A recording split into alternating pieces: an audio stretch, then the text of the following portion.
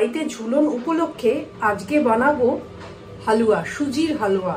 খুবই simple recipe, সেটা সবাই জানো তোমরা।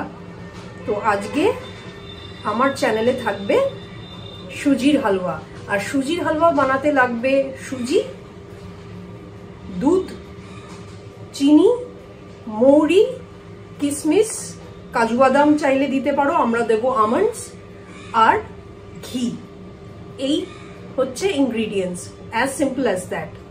তো প্রথমে আমি দু কাপ বা রেশিওটা হচ্ছে এই যে যত কাপ সুজি নেবে তত কাপই চিনি নেবে, আর তার ঠিক ডাবল দুধ বা জল যাতে করো। আমরা করব দুধে। ফ্রাইং প্যানে ঘি দিয়েছি, ঘি দিয়ে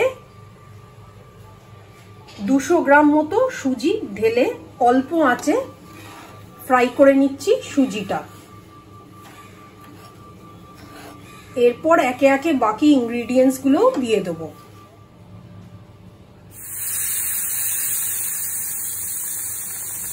দিয়ে দিচ্ছি দুধটা,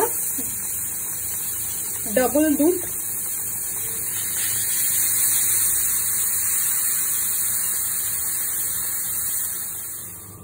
দুশো গ্রাম সুজিতে 200 গ্রাম চিনি ঢেলে দিলাম, আর দুধটা জাস্ট তার ডাবল যেরকম বললাম। এবার নাড়তে চাড়তে হবে, আর লো ফ্লেমেই নাড়তে চাড়তে হবে। তারপর ওই কিশমিশ, কাজু বা যা দেবেন, মৌরি, এগুলো দিয়ে দিতে হবে।